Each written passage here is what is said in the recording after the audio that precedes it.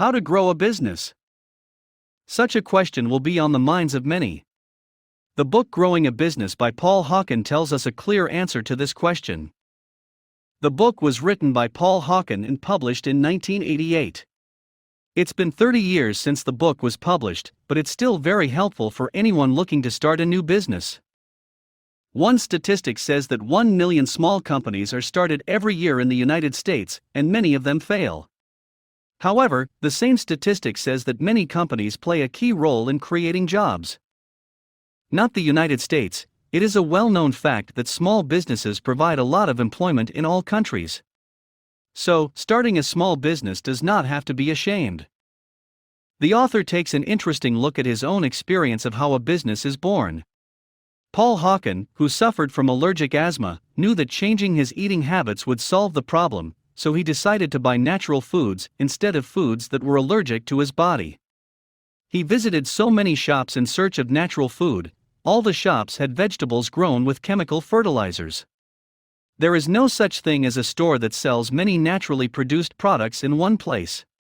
Instead of searching for a shop, why shouldn't I open a shop myself?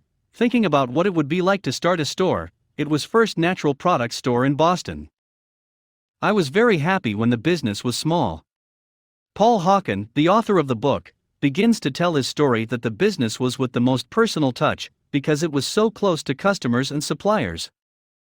The years began to roll by. The company saw a lot of profit. Sometimes the loss came. I hired a lot of workers. I bought trucks. I opened the branches. I opened the warehouse and godowns. I formed a lot of competing companies, many of which were my former employees, many of whom were my friends. One day my business went bankrupt. The author who sold his business began to look at job advertisements on Sundays, wondering if he could go to work because he had lost most of his youth in business.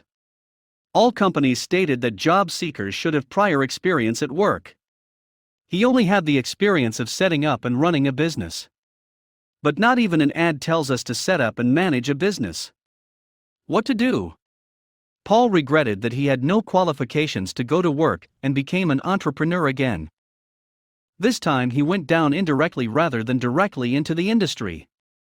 3 companies already operating in the food, publishing and waste conversion sectors were in trouble. He advised the 3 companies to operate profitably again. He then started a company called Smith & Hawken. I had no business knowledge when I first started the business. But the starting business was in my hands. I read Wall Street Journal to get knowledge. I should gain professional wisdom. I read the Fortune 500 magazine. They all talked about big business. I am just a small businessman. I even went to training run by Harvard Business School.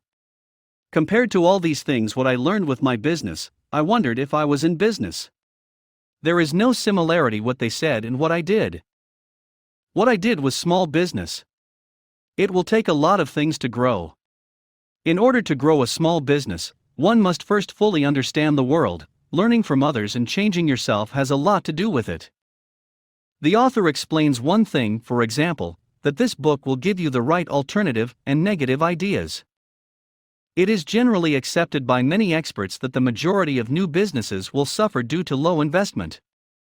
The author says this is wrong. He says having more money is the problem for a new business.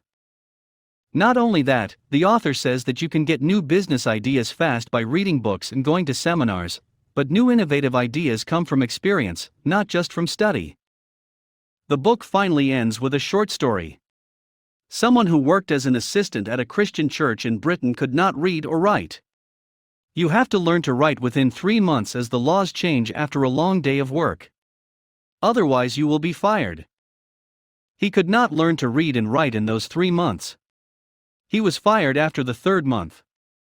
He went in search of a cigarette shop, thinking that he could put one in the sadness of losing his job. There is no shop. How many people are going on such a big road? Thinking there was no shop, he started a shop on that road from his savings.